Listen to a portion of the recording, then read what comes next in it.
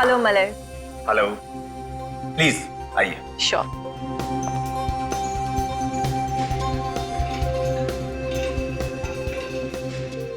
तानिया जी, हमारे शो में आने के लिए आपका बहुत बहुत धन्यवाद। Thank you so much. ज्योतिष मेरे लिए एक बहुत बड़ा रहस्य है। प्लीज आप हमें बताइए कि आप भविष्य कैसे बताती हैं? हम सब इस ब्रह्मांड का एक हिस्सा है। हमारी सोच पर, हमारे हर एक डिसीजन पर इन सितारों का प्रभाव होता है। अच्छा, तो इन सितारों से हमारी किस्मत जुड़ी हुई है? बिल्कुल, जैसे इन सितारों का रास्ता तय है वैसे ही हमारी किस्मत। इन सितारों को देखकर मैं किसी भी आदमी का भविष्य जान सकती हूँ। तो हमारी किस्मत तय है, हम इसे बदल नहीं सकते। सुनकर थोड़ा डर लगता है। बिल्कुल, मुझे तो पूरा यकीन है कि मैं आपके इस यकीन को परखना चाहूंगा। आप अपनी बात को साबित करने के लिए कोई सबूत दें, जैसे कि आप मेरे भविष्य के बारे में कुछ बातें बताएं। ठीक है। मगर ऐसी कुछ बातें जिससे हम सबको ज्योतिष पर यकीन आ जाए। ठीक है, आप अपना हाथ दिखाइए।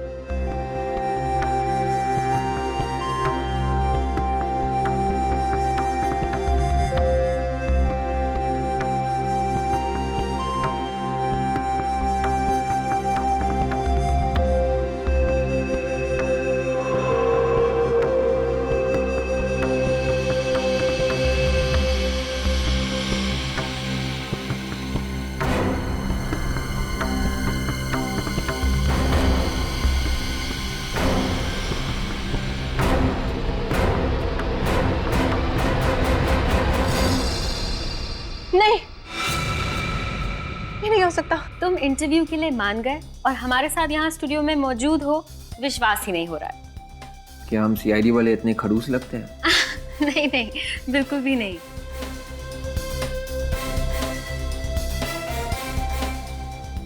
क्या हुआ विवेक, परेशान लग रहे हो? कैमरा और लाइट्स को देखकर नर्वस तो नहीं हो रहे? जी हाँ, ये कैमरा और लाइट्स थोड़ा नर्वस कर रहे हैं मुझे। ओके, ठीक है विवेक, नो प्रॉब्लम। हम इंटरव्यू से पहले एक रिहर्सल कर लेते हैं ताकि तुम्हें कैमरा और लाइट्स की आदत हो जाए। जी शुक्रिया। अब विवेक, ये बताओ कि तुम सीआईडी में कब आए? यही कोई हो गए होंगे 5-6 साल। अच्छा, तो कैसी होती है सीआईडी ऑफिसर्स की जिंदगी? थोड़ी मुश्किल है पर बहुत ही दिलचस्प। विवेक, अब एसीपी अभिजीत और दया सर जैसे सीनियर ऑफिसर्स के साथ काम करने के बारे में कुछ बताइए ना हमें। देखिए, उनके साथ काम करना बहुत बड़ी बात है। एक परिवार के जैसे रखते हैं सबको। उन्होंने मुझे बहुत कुछ सिखाया, बहुत कुछ, और मदद के लिए हमेशा तैयार रहते हैं। Very nice. मगर आपके असली परिवार का क्या? आपके माता पिता को डर नहीं लगता? लगता है। मेरी माँ को हमेशा मेरी चिंता लगी रहती है, लेकिन उन्हें गर्व है कि मैं समाज के काम आ रहा हूँ। विवेक, एक और बहुत इम्पोर्टेंट सवाल है और उस सवाल को पूछे बगैर मैं आपको इस स्टूडियो में से जाने नहीं दे सकती। देखिए प्लीज, शादी के बारे में मत पूछना, ऑलराइट? नहीं नहीं, शादी के बारे में तो हम जरूर पूछेंगे, लेकिन बाद में। अभी आप मुझे प्लीज फ्रेडी सर के बारे में कुछ बताइए ना। Freddie sir? हाँ। क्या हुआ विवेक, फ्रेडी सर का नाम लेते ही आपने हंसना शुरू कर दिया? वो बस फ्रेडी सर। विवेक, फ्रेडी सर का नाम सुनते ही आपका ये हाल है, तो आपके साथ काम करते हुए क्या हाल होता होगा? जी हाँ, बिल्कुल पूछिए मत। सॉरी।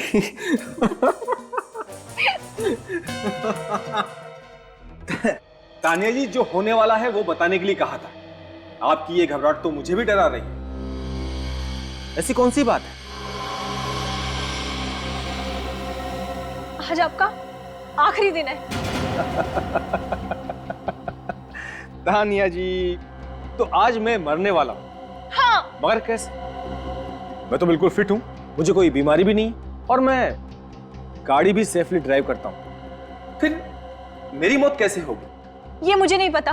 कमाल है, मेरी मौत होगी ये पता है, मगर कैसे होगी ये नहीं पता। मैंने तुम्हारे हाथ की रेखाएं पढ़ी हैं और मैं ये नहीं लिखा। ताज्जुब है। रेखाओं में अधूरी बात क्यों लिखी हुई है? भविष्य पढ़ना कोई टीवी प्रोग्राम देखने के जैसा नहीं है जिसमें सब कुछ दिखाई दे। मैं नहीं मरूंगा तानिया जी। कल आप और ये सभी लोग कल मेरे साथ मेरे घर पर नाश्ता करेंगे।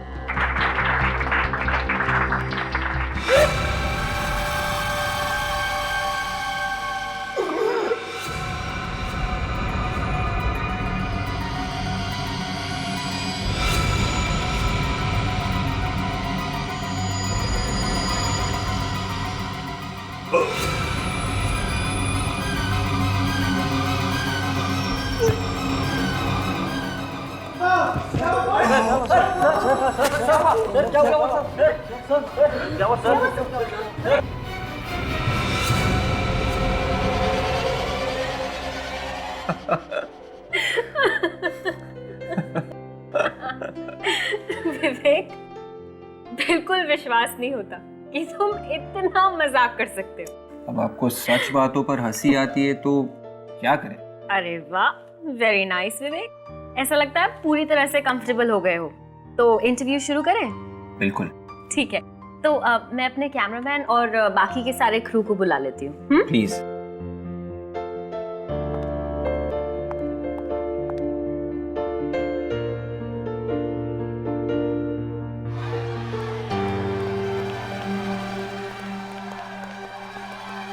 रागिनी, क्या हुआ? पता नहीं विवेक, पर कुछ तो गड़बड़ जरूर है। गड़बड़? भाई साहब क्या हुआ? शायद उस तरफ कुछ हुआ है।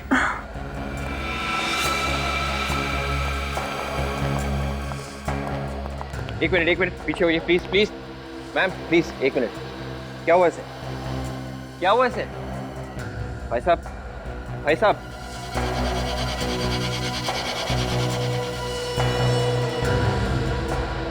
ये तो मर चुका है।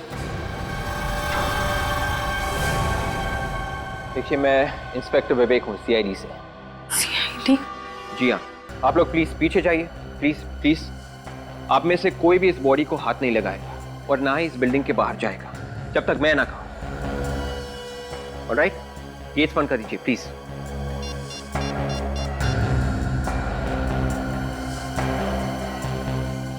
हेलो सर, मैं फ्यूचर न्यूज चैनल से बात कर रहा हूँ। आप लोग जल्दी आइए सर, यहाँ पे खून हुआ है सर। खून हुआ है? Are you sure कि ये खून हुआ है? आप कौन? सर, ये मशहूर एस्ट्रोलॉजर तान्या हैं। इन्होंने अभी अभी बताया था कि इनकी मतलब मलाई की मौत होने वाली है। तानिया जी?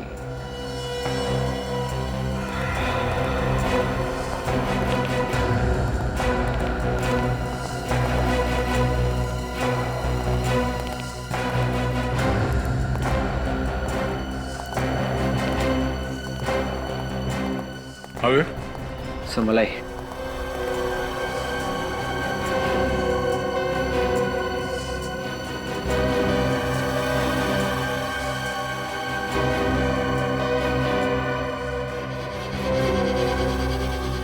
मुट्ठी बंद कर रखी है। मुट्ठी से बंद क्यों है?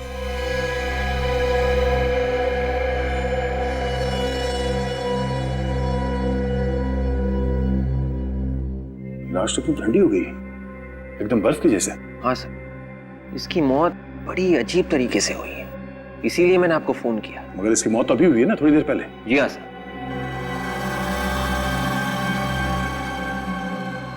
ऐसा लगता है ये लाश किसी फ्रीजर में रखी गई थी। सर, लाश भी यहीं पे पड़ी हुई थी और इसकी मौत भी सबके सामने ही हुई।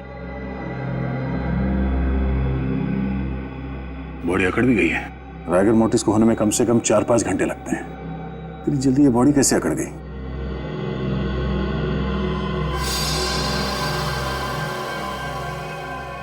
आंखें भी अकड़ गई है और आंखें सफेद भी हो गई। सचिन, ये बॉडी कुछ गड़बड़ है। ये केस डॉक्टर सालुंके की हालत खराब करने वाला है। एक काम करो, लाश को फॉरेंसिक लैब भिजवा दो। डॉक्टर साहब को ये लाश इसी हालत में देखनी चाहिए।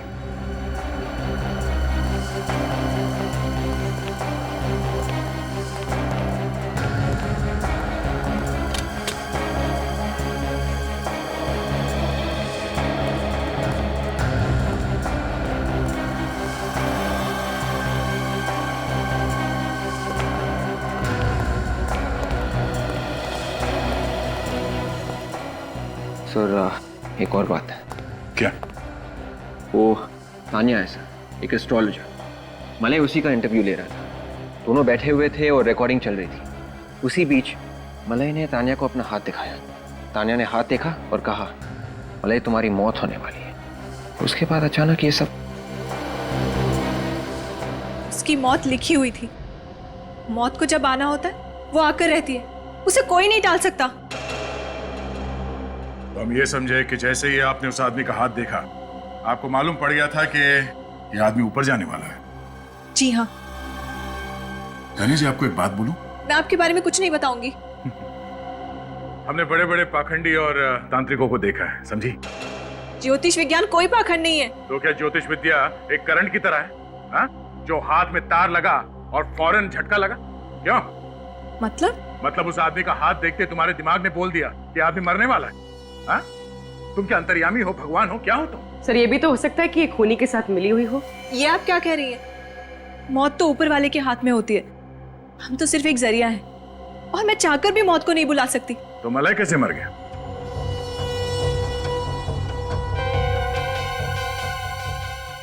अच्छा, आप खुद का हाथ देख सकती हैं?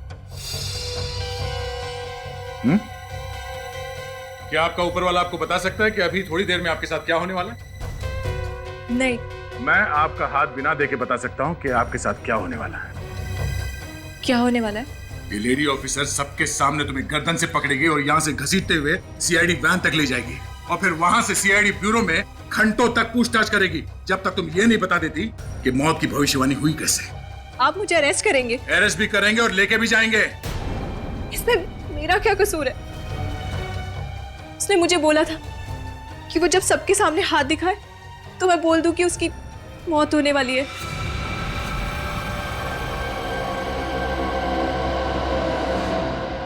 देखा, सीआईडी के सामने भविष्यवाणी भी बदल जाती है। मुझे भविष्यवाणी करने के लिए कहा गया था सर। मलय ने कहा था? जी हाँ। तुम सच बोल रही हो? मैं सच बोल रही हूँ सर। अगर मैं गुनहगार होती तो मैं वहां क्यों रुकती? मलय मरने वाला था और उसे इस बात की कोई चिंता नहीं थी। मलय मरना क्यों चाहता था? चक्कर क्या है?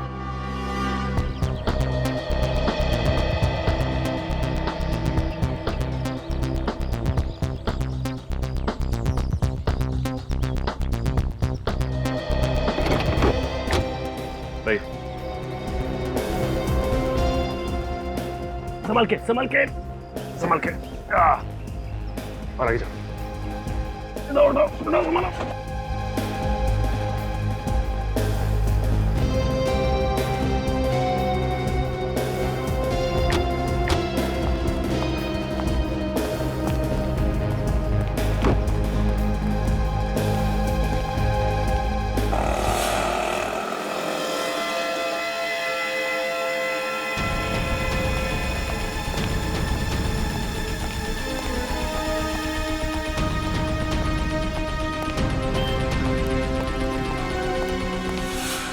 ताला लगाओ।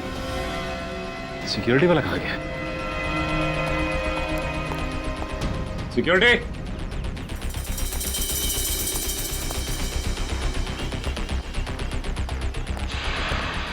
Security, security. भाई साहब, ये सिक्योरिटी वाला कहाँ गया? पता नहीं सर। पता नहीं। दरवाजा क्यों खुला है? ये दरवाजा, लाश कहाँ गई?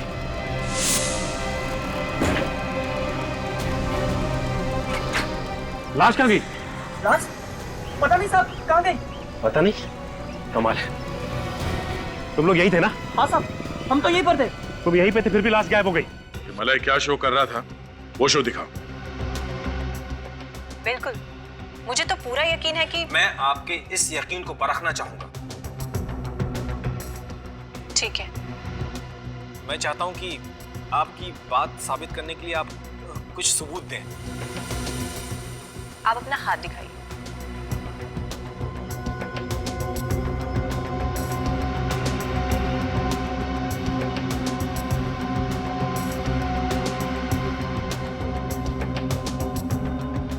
ये नहीं हो सकता।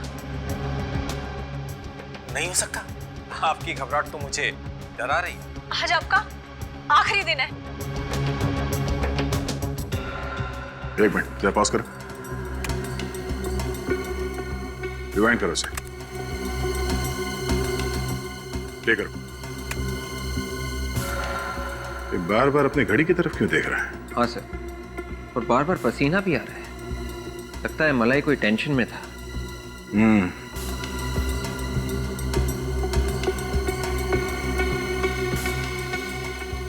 सर ऐसा लग रहा है इसकी तबीयत ठीक नहीं है।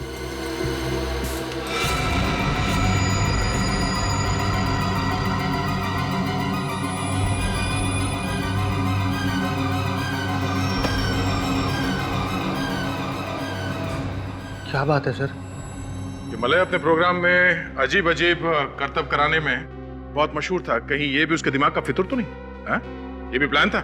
नहीं सर, ऐसा कोई प्लान नहीं था। मतलब ये मौत एक आत्महत्या है? मलाई का शरीर बर्फ की तरह जम गया था, कैसे? मुझे कुछ नहीं पता सर। मैं तो सिर्फ ये सोच रहा हूँ कि उसके बिना मैं शो कैसे करूंगा।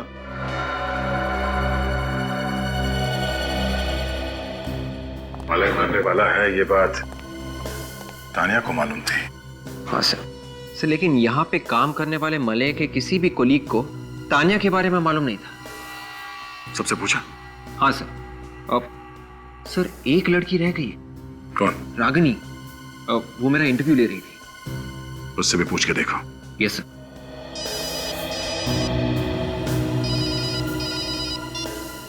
हाँ सचिन, क्या मलाई की बॉडी गायब हो गई?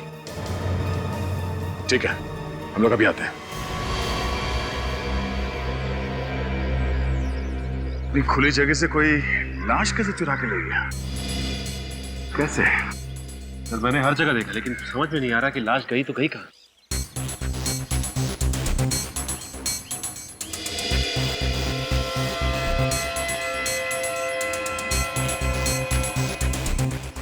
एम्बुलेंस के नीचे सब बंद है, कोई ड्रेनेज एग्जिट भी नहीं है। तुम्हें शक कैसे हुआ?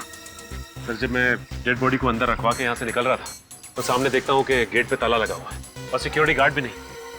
वहाँ सिक्योरिटी गार्ड को ढूंढता हुआ मैं यहाँ से इस तरफ आया तो यहाँ नोटिस किया कि एम्बुलेंस का दरवाजा खुला हुआ है। ये दरवाजा, लाश कहाँ गई? ओ, मतलब तुम यहाँ से गेट की तरफ चल के गए, तुमने पीछे मुड़ के नहीं देखा और उसी दौरान किसी ने मलाई की लाश को यहाँ से गायब कर दिया। सर, और इन्होंने भी नहीं देखा कुछ। एम्बुलेंस से किसी को एक लाश ले जाते हुए देखा? नहीं सर। शायद लाश को किसी बड़े से थैले में रखा हो। हाँ? नहीं सर, ऐसा तो किसी को नहीं देखा। अच्छा, सर ये कैसे हो सकता है? कोई लाश ले गया और किसी ने देखा तक नहीं। वही तो कुछ नहीं। सर मैंने सबसे पूछा, लेकिन सबका एक ही जवाब कि किसी ने कुछ नहीं देखा। ये लोग क्यों नहीं बता रहे हैं ये तो मालूम नहीं, मगर ये सब एक प्लान है। अगर ये गेट खुला होता तो एम्बुलेंस यहाँ गेट से बाहर चला गया होता, मगर नहीं, गेट बंद था और वहां पे कोई सिक्योरिटी गार्ड भी नहीं था। और मैं सिक्योरिटी गार्ड को देखने भी गया। एम्बुलेंस के दरवाजे के पास भी कोई नहीं था सर। बिल्कुल, ये सिक्योरिटी गार्ड भी मिला हुआ इस प्लान में।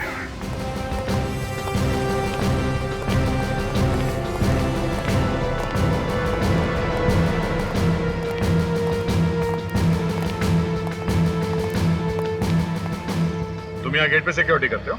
जी साहब। कहाँ गए? सब पानी लेने गए साहब, गर्मी बहुत है। पानी लेने गए थे आधे घंटे से। साहब किसी से कहिएगा मत, वो जब से मौत हुई है ना साहब मालिया साहब, तब से ऑफिस जैसे बंद सा हो गया है, इसीलिए थोड़ी देर बैठ गया वहाँ। इसलिए ताकि मलाई की बॉडी चुराई जा सके। चोरी हो गई साहब। इसमें मेरा कोई हाथ नहीं साहब, मुझे कुछ नहीं मालूम। बिल्कुल मौके पर ही गायब हो गए थे तुम। हाँ, और नहीं मैम, एक फ़ोन आ गया था, उसी को अटेंड करने गया था और थोड़ी देर बैठ गया मैं। फोन किसे किया? वो पता नहीं साहब, लेकिन जब मैं वहाँ पहुँचा तो फ़ोन कट गया। मुझे लगा घर पे फ़ोन होगा, इसलिए थोड़ा इंतज़ार करने लगा। एक मिनट, जिसने तुम्हें कहा कि तुम्हारा फोन आया है उसने तुम्हें ये नहीं बताया कि किसने फोन किया था? नहीं साहब। अच्छा,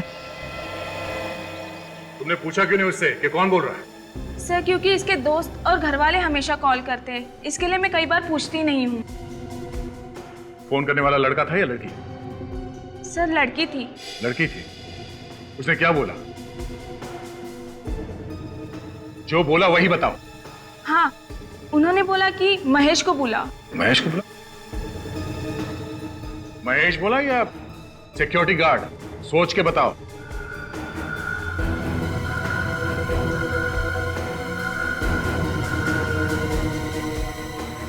सॉरी सर, सिक्योरिटी गार्ड बोला था।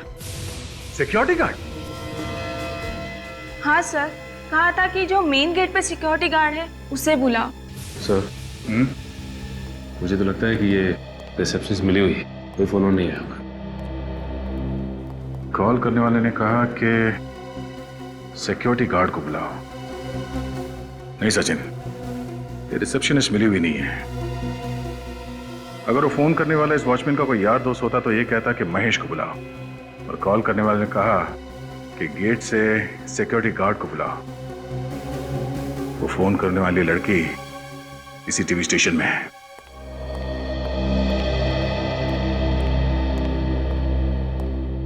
ये रागिनी का फोन क्यों नहीं लग रहा है?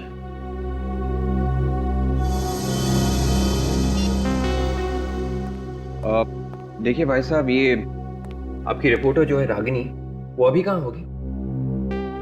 कौन? रागिनी? रागिनी इस नाम का तो कोई नहीं यहाँ पर। देखिए, शायद आपको मालूम नहीं होगा, आप प्लीज अपने रिकॉर्ड में चेक कीजिए। रागिनी, रिपोर्टर। मैं पिछले 5 साल से यहाँ काम कर रहा हूँ, अब मुझे नहीं पता होगा तो किसे पता होगा सर? फिर वो कौन सी रागिनी थी जिसके साथ मैं इंटरव्यू रूम में रिहर्स कर रहा था? Interview room? हाँ, वो तो बंद होना चाहिए था। देखिए, वो रूम खोला गया था, मैं वहाँ रागिनी के साथ इंटरव्यू के लिए रिहर्स कर रहा था। देखिए, आप एक काम कीजिए, आप अपने प्रोग्रामिंग हेड मिस्टर सुधीर को अभी के अभी बुलाएं, मुझे उनसे मिलना है। ठीक है सर। थैंक्स।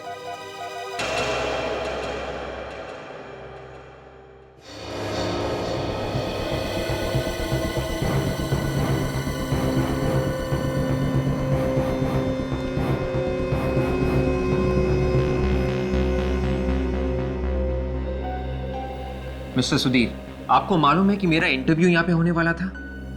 आपका इंटरव्यू यहाँ पे? जी हाँ। नहीं सर, इस बारे में मुझे कुछ नहीं मालूम। देखिए, आपकी रिपोर्टर रागिनी ने मुझे यहाँ इंटरव्यू पे बुलाया था।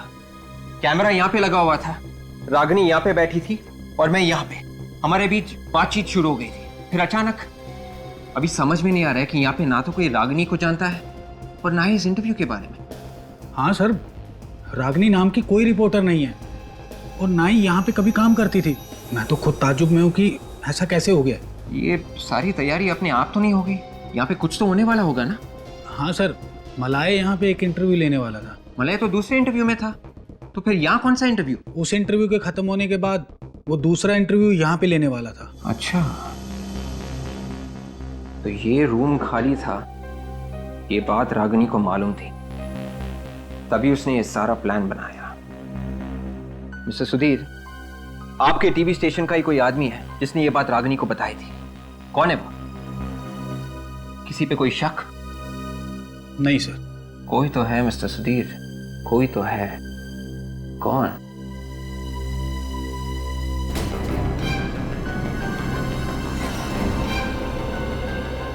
मिस्टर सुधीर, वो आदमी कहाँ है जिसने इस कमरे का दरवाजा खोला था? कहाँ है वो? उसे सब कुछ मालूम है।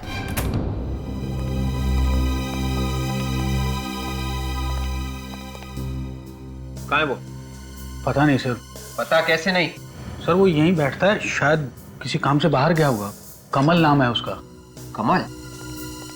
मेंटेनेंस वाला आदमी मिला विवेक? नहीं सर, लेकिन उसका नाम कमल है सर, वो यहीं कहीं होना चाहिए। शायद वो भी फ्रॉड हो। सर कोई ताजुब की बात नहीं है, लेकिन वो यहीं का एम्प्लॉय लग रहा था। सर आप मुझे थोड़ा वक्त दीजिए, मैं उसे ढूंढ निकालता हूँ, please. Relax relax Vivek, tension मत लो। सचिन तुम जाके देखो, ढूंढो उसे। आइए भाई सर। जी विवेक,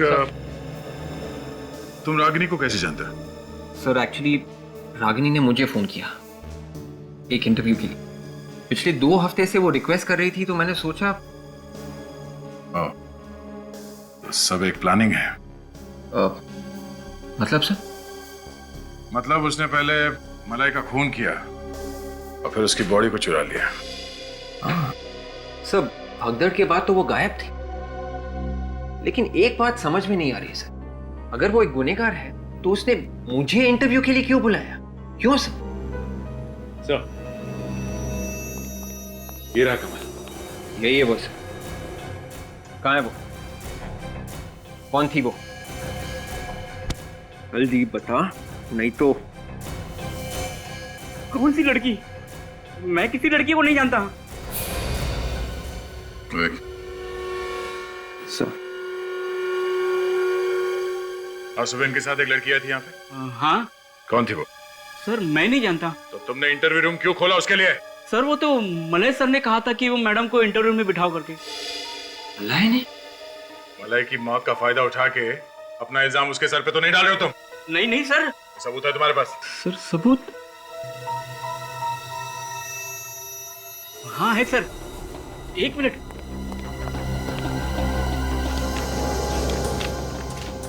ये देखिए सर, ये देखिए सर, ये मलय सर ने खुद उस लड़के को वहां बिठाने के लिए कहा था और पूरा सेटअप करने के लिए कहा था। ये रही उनकी सिग्नेचर। इसका मतलब मलय रागिनी को जानता था? ये रागिनी मलाई को कैसे जानती थी? सर वो तो पता नहीं, मलय सर ने मुझे कल शाम को ही रागिनी जी से मिलवाया था और कहा था कि मैडम ऑफिस आए तो उन्हें इंटरव्यू में बिठा देना। सर हो सकता है मलय भी रागिनी के साथ इस प्लान में शामिल हो। इस मलाई और रागिनी के बीच में क्या संबंध है, पहले वो पता करना चाहिए।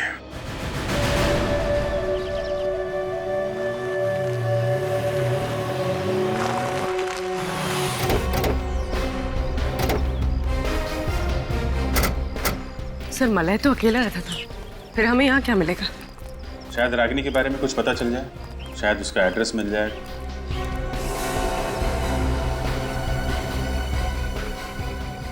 टीवी चल रहा है अंदर? सर अंदर आत्माएं नाच रही हैं। हाँ? देखें कौन सी आत्माएं हैं।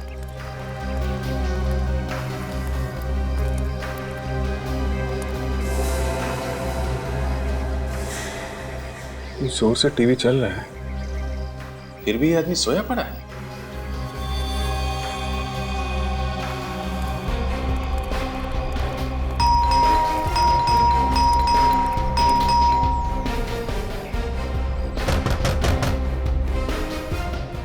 कुछ गड़बड़ है, दरवाजा तोड़ना पड़ेगा। तोड़ोगे? सर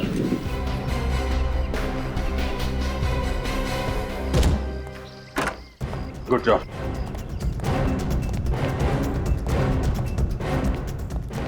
हेलो, एक्सक्यूज मी।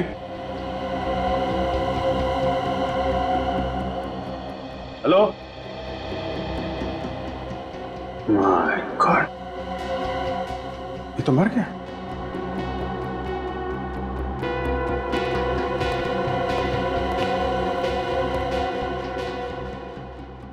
टीवी बंद करो।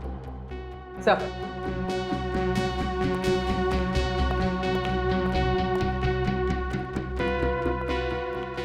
घर को अच्छी तरीके से चेक करो। नहीं कर सर।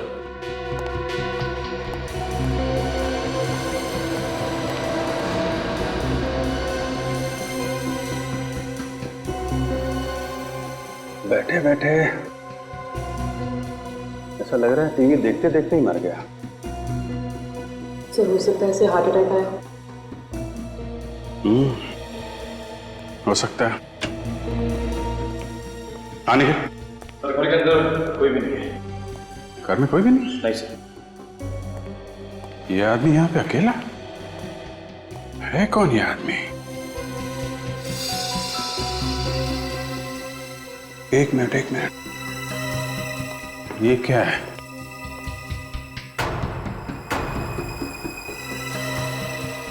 ये क्या है?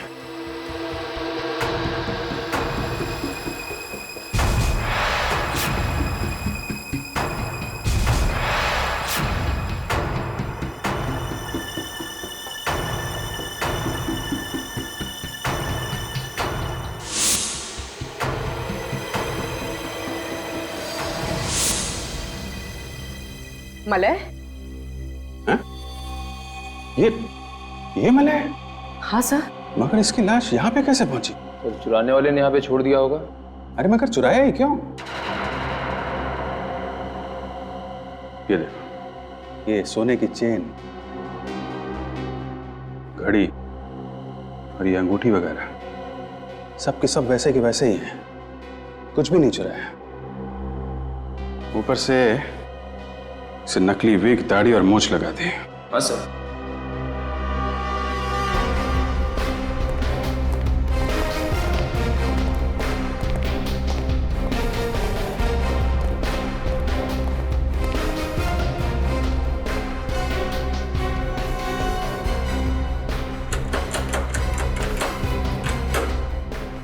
लॉक तो बिल्कुल ठीक ठाक है,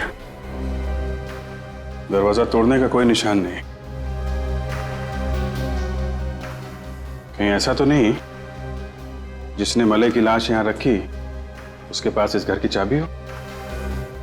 चाबी से दरवाजा खोला, लाश को यहां पे रखा और चुपचाप निकल गया। लेकिन एक बात समझ में नहीं आ रही है, खूनी यहां पे मलय की लाश रखने के लिए आया था क्या? क्यों? और है कौन वो आदमी? रागिनी तो यहाँ नहीं है सर। यहाँ नहीं है? तो फिर कहाँ है? वो अपने घर गई है। मगर रागिनी तो यहीं पे रहती है ना? सर वो नासिक की रहने वाली है। यहाँ मैंने अपना घर उन्हें किराए पर दिया था। ओह। और कब गई वो यहाँ से? आज सुबह कुछ 12 बजे के आसपास। 12 बजे के आसपास? मलय का खून हुआ सुबह 10 बजे और ठीक 2 घंटे बाद 12 बजे वो यहाँ से भाग गई। क्या वो खून में शामिल थी? ये कहाँ फंसा दिया मुझे? अच्छा, रागिनी के घर वालों का नंबर तो होगा ना आपके पास? हाँ सर है, मैं अभी देता हूँ सर। घर पे फोन करके पता करो कि रागिनी वहां पहुंची है कि नहीं। Yes sir. Thank you. Ragini काम क्या करती है? सर वो एसी रिसर्च लैब में रिसर्चर है। एसी रिसर्च लैब, फ्रिज के ठंडा रखने की क्षमता को और बेहतर बनाने वाली कंपनी। सर, रागिनी ने फिर से झूठ बोला, वो अपने घर गई नहीं। यही उम्मीद भी थी।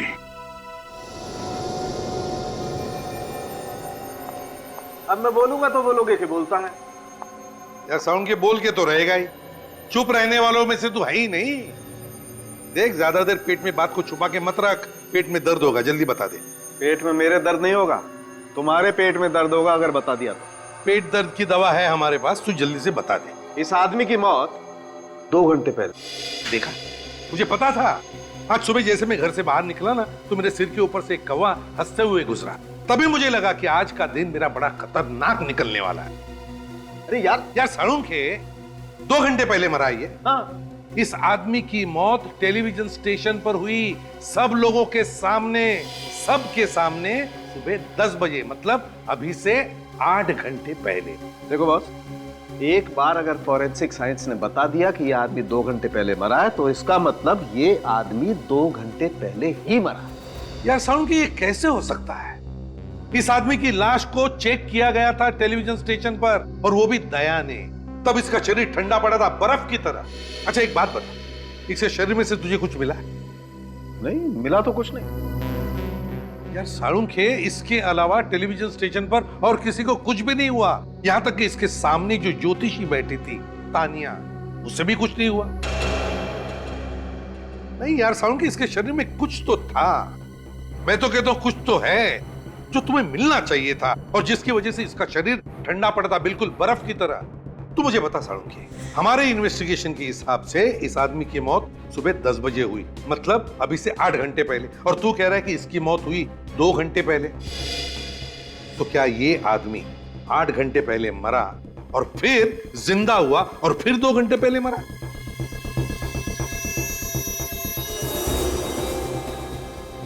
वैसे शरीर ठंडा हो जाने से दिल की धड़कनें तो कम हो जाती। इतनी कम हो जाती है कि ये मरा हुआ लगे? थ्योरी के हिसाब से हाँ। एक बात और। क्या? ये देखिए, यहाँ इसकी गर्दन पर ये जो 2 निशान है, इंजेक्शन के निशान है बॉस। इस आदमी को यहां से जहरीला इंजेक्शन दिया गया है और उस जहर से ही इस आदमी की मौत हुई। यह आदमी जहर से मरा, इसे इंजेक्शन दिया गया। जहर का किसने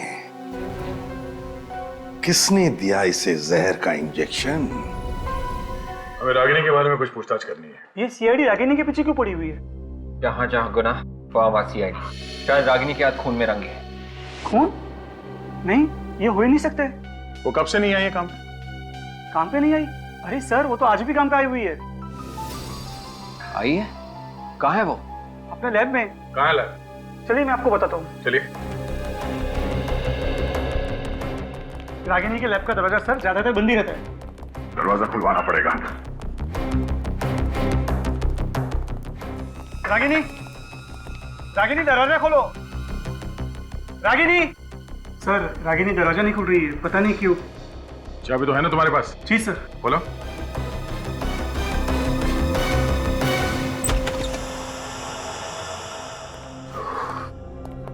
कमरे का ठंडा क्यों है? सर, वो रागिनी ने एक ऐसा केमिकल बनाया जिससे फ्रिज को ठंडा करने की कैपेसिटी बढ़ जाए। ठीक है, बाहर दो। Ragini,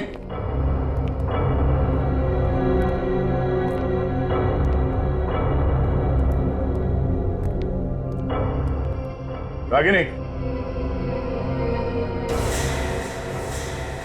Oh my God. Ragini. Sir इसकी बॉडी तो ठंडी पड़ गई, बिल्कुल बिल्कुल बर्फ की तरह। सर ये तो मर चुकी है। ठंड की वजह से इसकी मौत हो गई।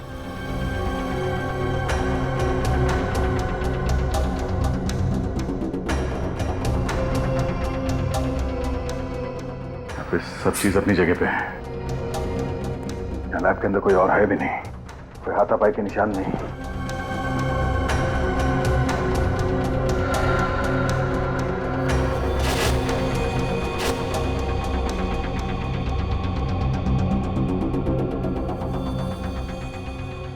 कहीं इस रागिनी डर के मारे आत्महत्या तो नहीं कर ली? सर, मलय के फोन रिकॉर्ड से पता चल ही रहा है कि मलय की मौत के कुछ दिन पहले से रागिनी और मलय के बीच में काफी बातें हो रही थी। अच्छा, साळुंखे, ये जो रागिनी की लैब में से हमें केमिकल मिला, इसके बारे में क्या पता चला? बस इस केमिकल को अगर इस रूम में छोड़ दिया जाए तो इस रूम में भी बर्फ जम जाएगी। अच्छा, और अगर ये केमिकल किसी इंसान के शरीर में इंजेक्ट किया जाए तो इंसान के शरीर में बर्फ जम जाएगी। और क्या? मलय के शरीर में भी बर्फ जमी थी, मगर थोड़ी देर के बाद वो फिर से जिंदा हो गया था। ये देखो दया, इस सीरीज में ऐसी दवाई है कि शरीर के अंदर बर्फ जम भी जाए तो भी इस दवाई की वजह से उसके दिल की धड़कनें चलती रहेंगी। तो इसका मतलब है आदमी के शरीर का बर्फ पिघल गया और उसके बॉडी का टेम्परेचर नॉर्मल हो गया तो आदमी फिर से जिंदा हो जाता। हाँ बॉस, मतलब साफ है कि रागिनी और मलय दोनों ने मिलकर इस केमिकल की पब्लिसिटी करने का प्लान बनाया है। मलय जब जमीन पर गिरा हुआ था उस वक्त उसे यह केमिकल इंजेक्ट किया गया ताकि उसका दिल काम करता रहे। रागिनी ने पहले से ही भेस बदलने के लिए कपड़े, नकली मूछ और विग का इंतजाम कर रखा था, जो उसने मौका मिलते ही एम्बुलेंस के अंदर छुपा दिया।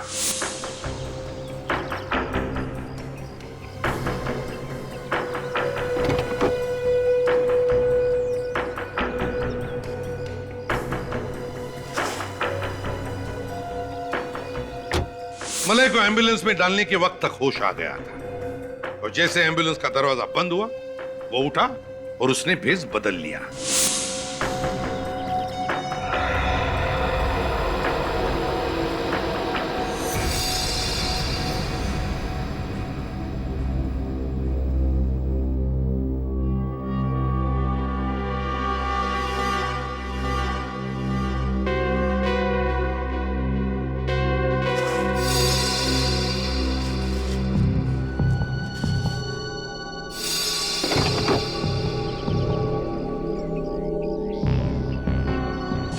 प्लान एकदम सही जा रहा था और उसके अनुसार वो अपने घर पहुंचा।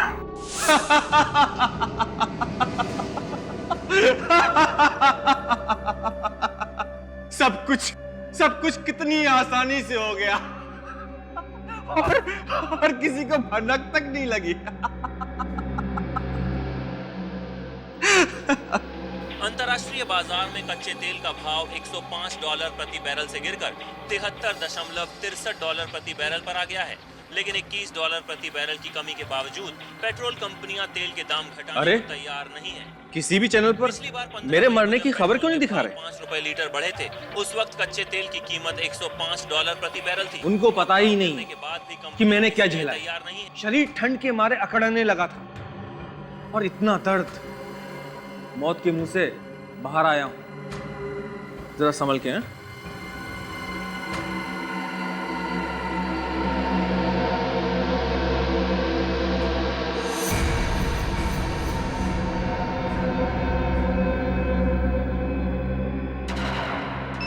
और वहां पे रागिनी पहले से ही उसका इंतजार कर रही थी और उसने मलय को वो जहर वाला इंजेक्शन दे दिया। हाँ, लेकिन मलय का खून रागिनी ने नहीं किया। उसने खुद फोन करके विवेक को टेलीविजन स्टेशन पे बुलाया था, क्योंकि ये सब एक पब्लिसिटी स्टंट था। एक सीआईडी ऑफिसर के सामने ऐसा कुछ हो जाए तो बात बहुत बढ़ जाती है। सर, अगर रागिनी खूनी नहीं है तो फिर खूनी कौन है? विवेक, एक बात बता सर, मलय के गिरने के वक्त रागिनी कहाँ थी? सर, रागिनी वहां सेट पे नहीं थी, वो कॉरिडोर में ही रुक गई, क्योंकि एम्बुलेंस में उसे वो कपड़े रखने थे। मगर सर, मलय का दिल चलता रहे, उसके लिए उसे इंजेक्शन तो देना ही था। तो इंजेक्शन किसने दिया? विवेक को इंजेक्शन उसी ने दिया जिसे रागिनी और मलय ने अपने प्लान में शामिल कर रखा था, और वो उस वक्त सेट पर था। हाँ दया, समझ गए ना खूनी कौन है?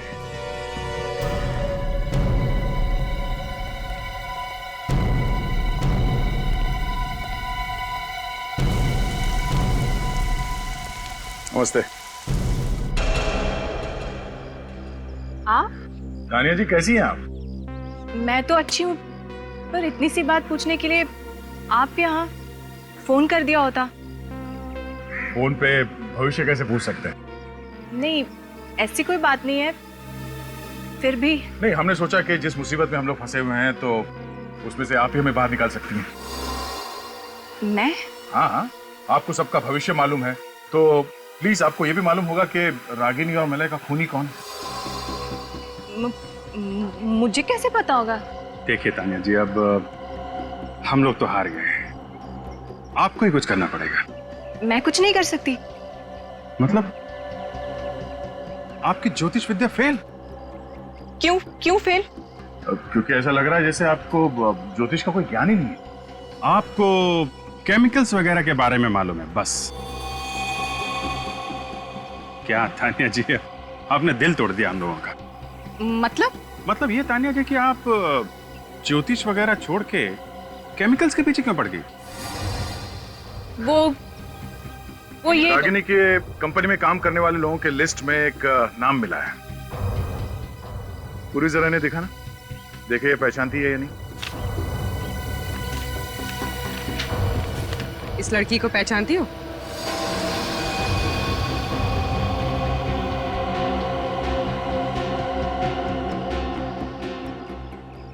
क्या हुआ? फोटो पहचानने में प्रॉब्लम हो रही है? हम आपकी मुश्किल आसान कर देते हैं। ये आप ही की फोटो है और आप उस केमिकल बनाने वाली कंपनी में काम करती हैं, है ना? हाँ, मैं उस कंपनी में काम करती हूँ। मलय और रागिनी के प्लान में तुम भी मिली हुई थी। उनकी मौत से मेरा कोई लेना देना नहीं है। ओह, तो मलय के मौत के दिन तुम उसके घर नहीं गई थी? हाँ? नहीं। मगर तुम्हारा मोबाइल फोन बता रहा था कि उस वक्त तुम उसी एरिया में थे। या नहीं? थी।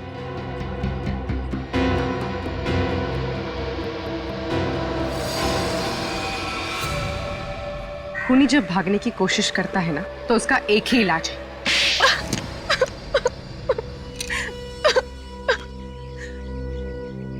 हाँ, मैंने ही उसे मारा था। मैंने ही मलय को मारा था, वो जहर वाला इंजेक्शन देके उसके घर पर।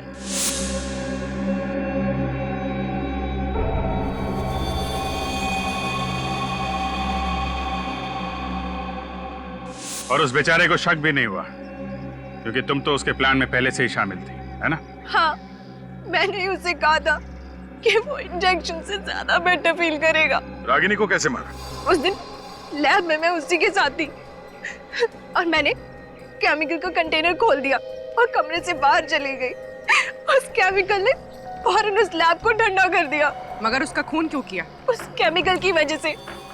केमिकल की वजह से?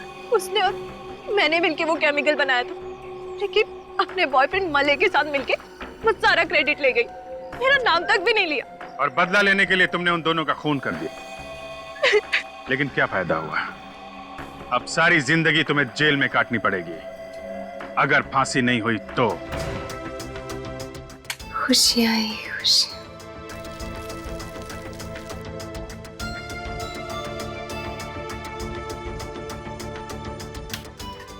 ढेर सारी खुशियां चारों तरफ,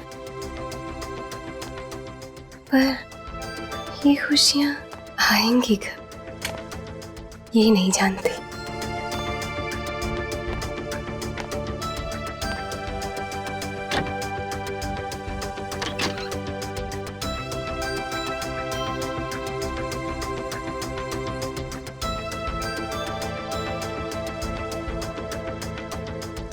मेरा शीशा रोज मुझसे ये कहता है कि मैं दुनिया की सबसे खूबसूरत लड़की हूँ।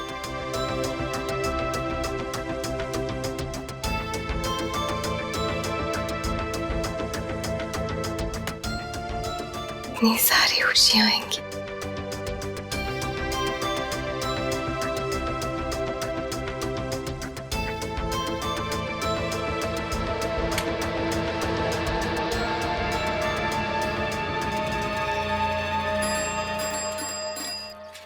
अरे नथु, कहाँ जा रहे हो? इतने बड़े बड़े दूध के डब्बे लेके यात्रा पे तो नहीं जा रहा हूँ, अरे दूध देने जा रहा हूँ। अच्छा ठीक है, जाओ, ज्यादा वक्त मत लगाना। हाँ जा। ये आवाज? कोई बचाओ! ए, कौन है वहाँ? अरे कोई बचाओ उस लड़की को!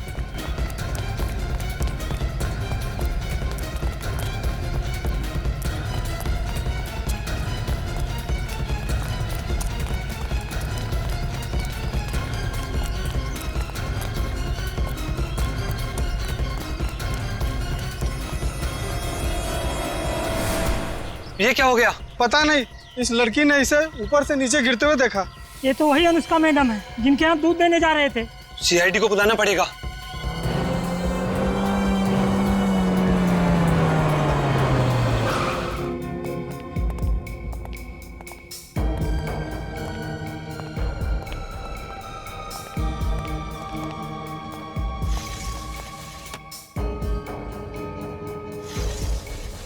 अनुष्का यहाँ से गिरी है। कमरे की हालत देखकर ऐसा नहीं लग रहा है कि अनुष्का के साथ किसी की हाथापाई हुई हो।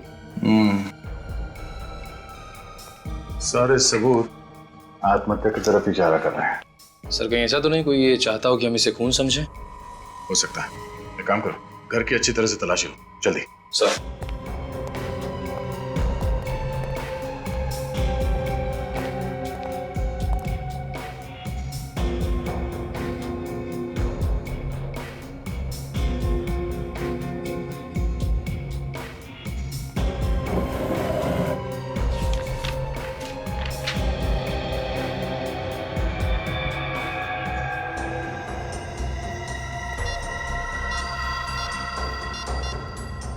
अनुष्का का मोबाइल।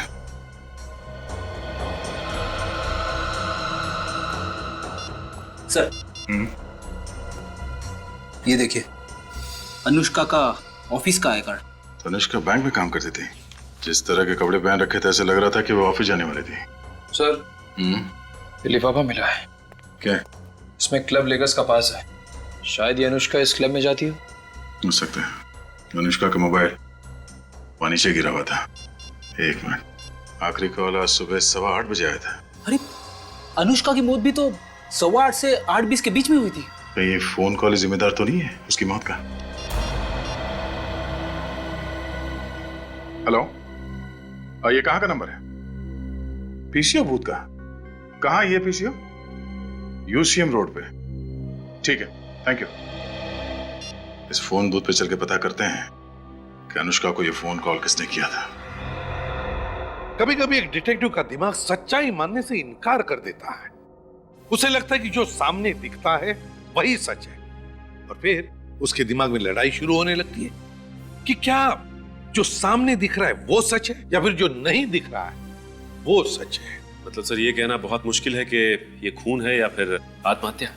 सचिन, जहां पर हमें अनुष्का की लाश मिली वहां से पता चलता है कि वो एक आत्महत्या है, लेकिन यह भी कहना गलत होगा कि वो खून नहीं है। खून भी हो सकता है। पर सर खून करने के लिए तो खूनी का होना जरूरी, लेकिन अनुष्का के घर से खूनी की मौजूदगी के कोई भी निशान नहीं। वही तो, फॉरेंसिक रिपोर्ट के मुताबिक अनुष्का के शरीर में कोई नशा नहीं था, किसी दवाई की वजह से। सर अनुष्का को जो फोन आया था मरने से पहले, हाँ 15 सेकंड पहले बात की उसने। किसके साथ बात की अनुष्का ने, कुछ पता लगाया तुमने? सर, जिस पीसीओ से फोन आया था उस पीसीओ के मालिक की याददाश्त कमजोर है सर, उसे पता ही नहीं कि फोन किसने किया था। चलो कोई बात नहीं। अनुष्का के घर से और कुछ मिला? हाँ सर, ये बिल मिला है ज्वेलरी शॉप का। तो ये बिल पहले क्यों नहीं मिला फ्रेडी? सर ये बिल ड्रॉवर के कोने में अटका हुआ था, इसलिए पहले नहीं दिखा। सोने की अंगूठी 2 दिन बाद मिलने वाली थी। कहीं ये शादी वादी का चक्कर तो नहीं? सर आइए प्लीज। सर ये भारती जी, अनुष्का की माँ। अनुष्का मेरी इकलौती बेटे थी, भगवान ने ऐसा क्यों किया? उससे मेरे बेटे ही छीन लिए। भारती जी संभालिए अपने आप को, शांत हो जाइए। आइए आप बैठिए, आइए आइए प्लीज आइए बैठिए।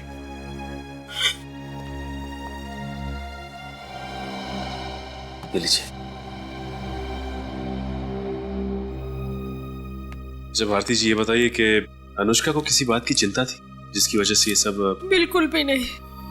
अगर उसे ऐसा कोई गम होता तो वो मुझसे कभी नहीं छिपाती। अनुष्का का किसी के साथ कोई झगड़ा वगड़ा तो नहीं हुआ था ना?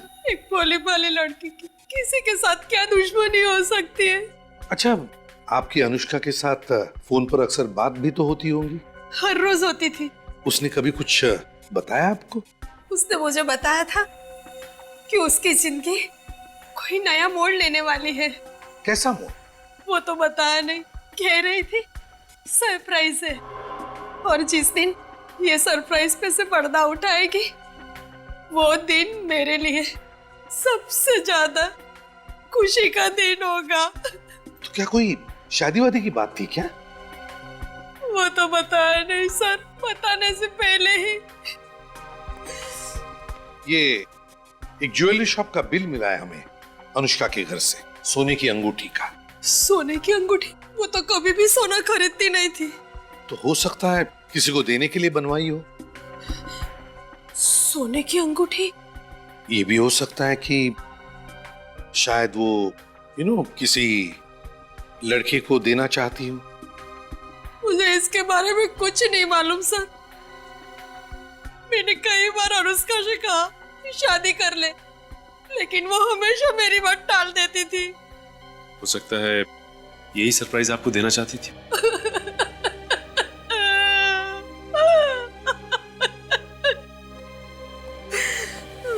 सचिन, ज्वेलरी शॉप से पता लगा। देखो इस सोने की अंगूठी की ऑर्डर देने के लिए अनुष्का के साथ उस शॉप में कोई और भी गया था क्या?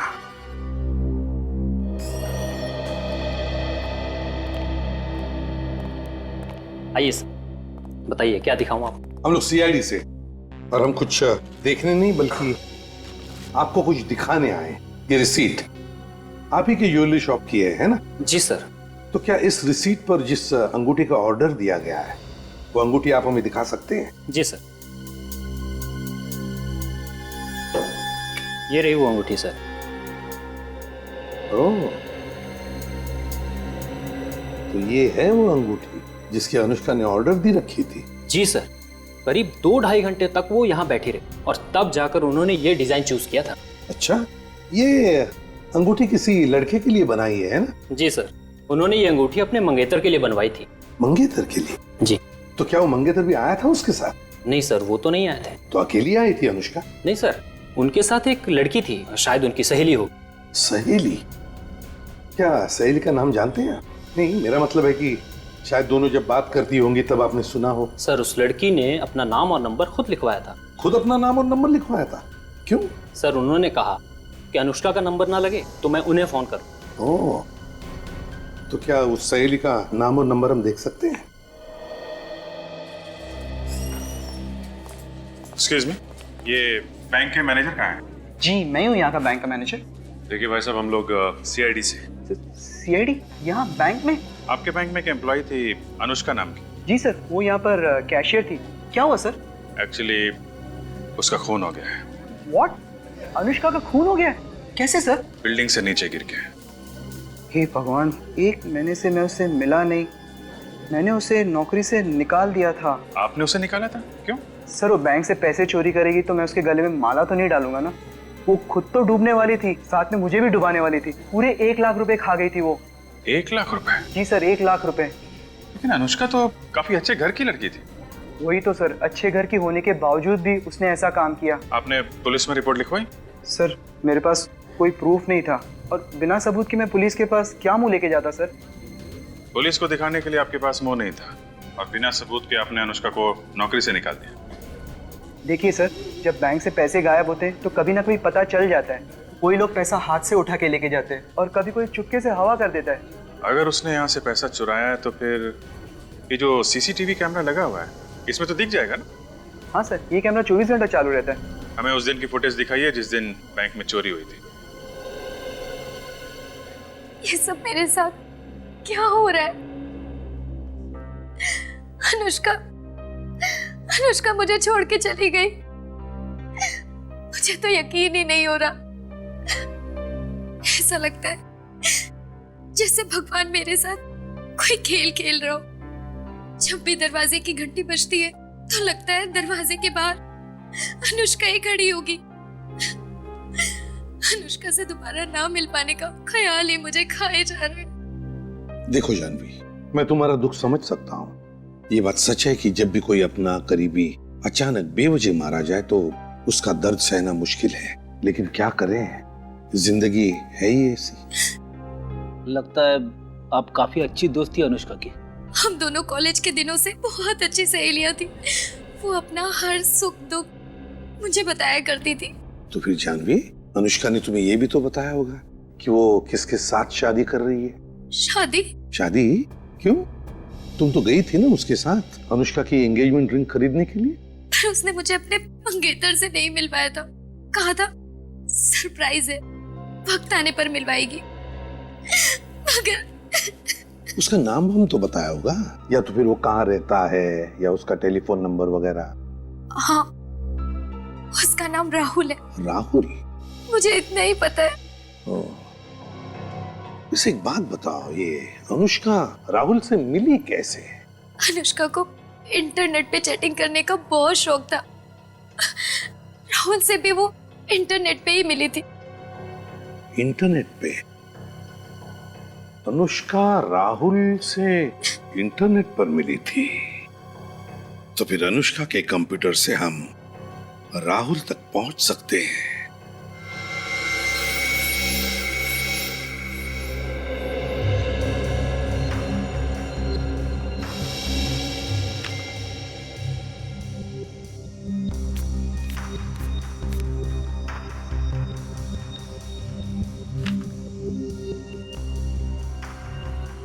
सब कुछ तो ठीक ठाक ही लग रहा है। सचिन, कुछ तो है जो हमारी नजरों से छुप रहा है। कुछ तो है।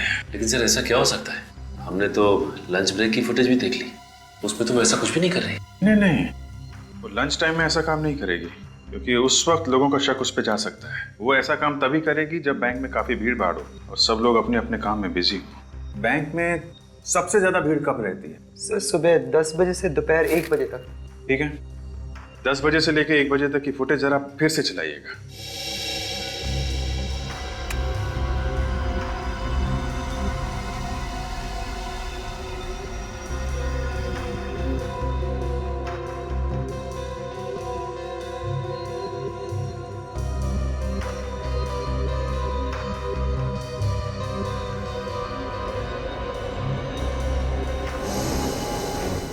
ये देखा सचिन? कैसा? 1 मिनट। ये जरा स्टॉप करें, स्टॉप। जरा इसको पीछे।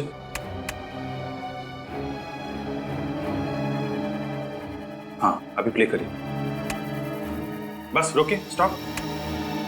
इसके हाथ पे जूम करिए। अभी प्ले करिए। ये आदमी इसे स्लिप नहीं दे रहा है, 100 रुपए का नोट दे रहा है। उसने अनुष्का को 100 का नोट दिया और उसके बदले में उसने 1 लाख रुपए दिए उसे। अब जरा स्लोली जूम आउट करिएगा और प्ले करिए। जी सर।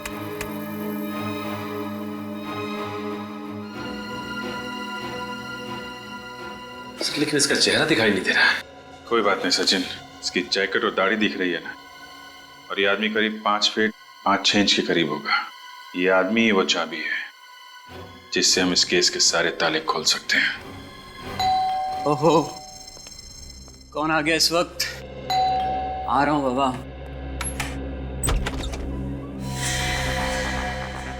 कौन है आप लोग? सीआईडी। सीआईडी? सीआईडी मुझसे मिलने क्यों आई? अनुष्का का खून हो गया है। क्या? अनुष्का का खून हो गया? हाँ, अनुष्का का खून हो गया है। लेकिन ये सब कैसे हो सर? तो एक लंबी कहानी है राहुल, मगर हमें शक है कि अनुष्का का खून तुमने किया है। क्या सर, आप मुझ पर शक कर रहे हैं? जी हाँ। अनुष्का से मैं बहुत प्यार करता था सर, बहुत प्यार। अब से उसकी मौत की खबर सुनकर मेरी हंसती खेलती जिंदगी में आग लग गई है सर। मुझे जीने का कोई मकसद नजर नहीं आ रहा है। और आप लोग कह रहे हैं कि अनुष्का को मैंने मारा है। ये सब डायलॉग बोलने में और सुनने में अच्छे लगते हैं, लेकिन एक बात ध्यान में रखना कि तुम्हारे और अनुष्का के बीच में कंप्यूटर पे जो चैटिंग चलती थी ना, वो चैट्स हमने पढ़ लिए। चैट्स? जी हाँ, चैट्स।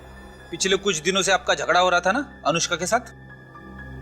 जी हाँ सर, क्योंकि वो चाहती थी कि शादी के बाद हम अलग रहे। अब आप ही बताइए सर, बीवी के लिए माँ बाप को छोड़ देना अच्छी बात है क्या? हो सकता है इसी वजह से तुमने अनुष्का को बिल्डिंग के ऊपर से फेंक दिया। यानी अनुष्का की मौत बिल्डिंग से नीचे गिरकर हुई है? हाँ। अनुष्का मेरी जिंदगी का बहुत अहम हिस्सा थी सर, वही मेरे जीने की वजह थी। लगता है राहुल जी को फिल्में देखने का बड़ा शौक है। एक के बाद एक डायलॉग मारे जा रहे हैं। ये डायलॉग नहीं है सर, ये डायलॉग नहीं, ये मेरी दिल की भावना है। मैं तो अपनी शादी की प्लानिंग कर रहा था सर। आपको यकीन नहीं हो रहा है ना? एक मिनट।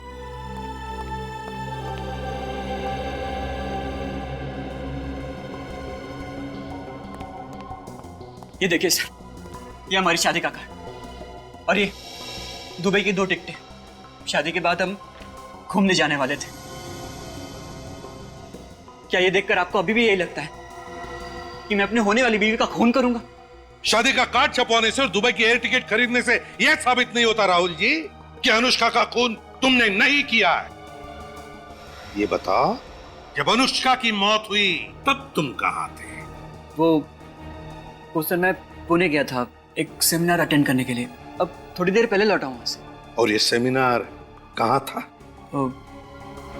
होटल कंफर्ट पैलेस में। ओहो, होटल कंफर्ट पैलेस। जी सर। रेडी? मैं समझ गया सर, मुझे क्या करना है? सर ये क्या करने वाले हैं सर? कुछ खास नहीं, बस इस होटल कंफर्ट पैलेस में जाकर पूछताछ करेंगे कि वहां पर क्या मिस्टर राहुल कंफर्ट में थे या नहीं। तो मेरा शक बिल्कुल पक्का हो गया है सर, अनुष्का का खूनी राहुल ही है सर। हाँ सचिन, वैसे देखा जाए तो राहुल की हाइट भी 5 फुट 5 इंच है, और जिस आदमी ने अनुष्का से बैंक में पैसे लिए थे उसकी हाइट भी लगभग 5 फुट 5 इंच थी। हाँ सर, मगर एक फर्क है सर। क्या? वो बैंक वाले आदमी की दाढ़ी थी और राहुल की दाढ़ी नहीं। तो हो सकता है नकली दाढ़ी लगाकर आया हो वो। सर, होटल कंफर्ट पैलेस से आ रहा हूँ। पता चला है कि जब अनुष्का की मौत हुई तब राहुल वाकई में वहीं पे था, सेमिनार अटेंड कर रहा था। मतलब राहुल खूनी नहीं है? नहीं। एक बात बताओ, जब इस अनुष्का ने बैंक में हेरा फेरी की तब राहुल कहां पर था? सर, उस दिन भी राहुल सुबह के 9 बजे से दोपहर के 2 बजे तक एक सेमिनार में ही बिजी था। उस दिन भी वो सेमिनार में ही बिजी था? Yes sir. बड़ी अजीब बात है, जब भी कोई गुनाह होता तब ये राहुल किसी न किसी सेमिनार में बिजी होता है। सर, ये भी तो हो सकता है कि ये सारे गुनाह कोई राहुल के कहने पे कर रहा हो, और ये गुनाह उसी वक्त करता है जिस वक्त राहुल किसी मीटिंग या सेमिनार में बिजी होता है, ताकि किसी को उस पर शक ना हो। एसीपी प्रद्युमन क्या एक और उसी सोसाइटी में?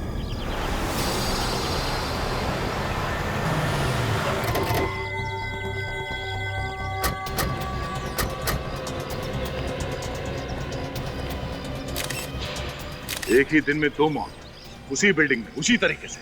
वो क्या रहा है यहाँ पे? क्या बताएं साहब, हमारी हंसती खेलती बिल्डिंग को किसी की नजर लग गई है। पहले उस विंग में अनुष्का मैडम, अब इस विंग में ऋचा मैडम। हाँ, किसी खूनी की नजर जो जवान लड़कियों को अपना निशाना बना रहा है। ऋचा मैडम 10वें माले के ऊपर रहती है क्या? जी साहब, 13वें माले पे रहती थी। इसका सर और चेहरा अनुष्का से भी बुरी तरह से कुचला गया है। देख के लग रहा है कि ये ऊपर वाले माले पे रहती है। सर, ऋचा की लाश भी बिल्डिंग के काफी करीब लग कर गिरी है। इसका मतलब इसने भी खुद ही छलांग लगाई है। रेडी? ठीक है, इस ऋचा के फ्लैट में जाके चेक करो। सर, ऋचा से आखिरी बार मिलने कौन आया है? ऋचा मैडम से भी इन दिनों कोई भी मिलने नहीं आया। ऋचा अकेली रहती थी? जी साहब। ये अनुष्का मैडम और ऋचा आपस में सहेली थे क्या? नहीं साहब, मैंने तो इन लोगों को कभी आपस में बात करते हुए नहीं देखा। कोई ना कोई कनेक्शन तो था, भी तो इन्हीं दोनों को निशाना बनाया गया। रिचा, रिचा, रिचा। आप? ये नेहा जी है, ऋचा मैडम की पड़ोसन। सिर्फ पड़ोसन ही नहीं, मेरी बहुत अच्छी सहेली भी थी रिचा, बिल्कुल एक छोटी बहन जैसी। क्या बता सकते हैं कि क्यों किया होगा आत्महत्या इसने? ये आत्महत्या नहीं है। आत्महत्या नहीं है? आपको ऐसा क्यों लगता है? रिचा आत्महत्या कर ही नहीं सकती। वो तो अपनी जिंदगी से बहुत खुश थी। अभी कुछ दिन पहले ही उसने मुझसे कहा था कि उसे जिंदगी से जो भी चाहिए वो उसे सब मिल गया है। मैं मान ही नहीं सकती कि उसने आत्महत्या की है। आपको किसी पे शक है? कौन हो सकता है ऋचा की मौत के पीछे? वो रिचा का तो कोई दुश्मन भी नहीं था। सर, ये देखिए सर, ऋचा के मोबाइल फोन पे उसी टेलीफोन बूथ से किसी ने कॉल किया। सिर्फ इतना नहीं है सर, ऋचा के साथ भी बिल्कुल वैसा का वैसा ही हुआ है जैसा अनुष्का के साथ हुआ था। और ये क्लब लेकर्स का पास, तो ऐसा ही बात हमें अनुष्का के घर में से मिला था। कहीं ये कोई सीरियल किलर तो नहीं, जो इसी बिल्डिंग में रहने वाली जवान लड़कियों को अपना निशाना बना रहा हो? पहले अनुष्का, उसके बाद में वो लड़की ऋचा, दोनों की दोनों लड़कियां एक के बाद एक बिल्डिंग से छलांग लगाकर कूदती है और मर जाती। क्यों कूदी वो? क्यों कूदकर मर गई? समझ में नहीं आता क्या रिश्ता है इन दोनों के बीच में। कुछ तो संबंध होना ही चाहिए। दोनों की ही मौत ऊपर से कूदने से हुई है। तो मैंने कब कहा नीचे से ऊपर कूदने से हुई है? मैं ये कह रहा था कि दोनों का ही आत्महत्या का तरीका एक जैसा है। किसने कहा आत्महत्या की है? हा? मैंने कहा? किसी ने नहीं। सॉरी सर, दोनों को ही फोन आए थे पीसीओ से, एक ही पीसीओ से। एक ही पीसीओ से दोनों को फोन आते हैं और फोन आने के बाद में दोनों छलांग लगाकर कूदकर मर जाती है। क्यों? क्यों छलांग लगाती है? सर, दोनों की फोरेंसिक रिपोर्ट भी एक जैसी है। No alcohol, no drugs. वही तो, नो अल्कोहल, नो ड्रग्स। फिर भी कुछ तो है, कुछ तो है इन दोनों की जिंदगी में जो इन दोनों को जोड़ रहा है। सर, एक दूसरे से कभी बात भी नहीं की थी उन्होंने। एक दूसरे से कभी बात भी नहीं की, एक दूसरे को जानते तक नहीं थे। फिर भी लगता है कि इन दोनों के बीच में कोई ना कोई तो कनेक्शन है। कुछ ना कुछ तो है, कुछ तो है वो एक्स फैक्टर। सर, वो लेकर्स क्लब के पास जो अनुष्का और ऋचा दोनों के घर से मिले थे। हाँ, वो लेकर्स क्लब के डिस्को के पास। और ये दोनों भी लड़कियां उस लेकर्स क्लब के डिस्को में जाती थी। दोनों भी लड़कियां। सर, दोनों अकेली रहती थी और दोनों के फैमिलीज भी यहाँ पे नहीं थे। और सर, अनुष्का और ऋचा दोनों की ही फैमिलीज मिडिल क्लास फैमिलीज है। दोनों अकेली रहती थी, दोनों एक दूसरे को जानती नहीं थी, दोनों मिडिल क्लास फैमिली की थी और दोनों उस लेकर्स क्लब के डिस्को में भी जाती थी। कुछ ना कुछ तो कनेक्शन है, मगर क्या क्या हो सकता है कनेक्शन? एक काम करो, इस ऋचा के बारे में पूरी पूछताछ करो, पूरी पूछताछ करो। पता लगा उसने बैंक में से कितने पैसे निकाले और कहां ये पैसे उड़ाए। तो क्या मदद कर सकता हूँ मैं आपकी? मैनेजर साहब, जरा ये अकाउंट नंबर देखिए। ये किसी ऋचा एम नाम की लड़की का है क्या? जी हाँ सर, ये अकाउंट नंबर ऋचा का ही है। बड़े खतरनाक मोड़ पे पहुंच गया ये केस। इस अकाउंट से ऋचा ने पैसे निकाले? 1 मिनट, इतना पैसा निकाला? क्या हुआ?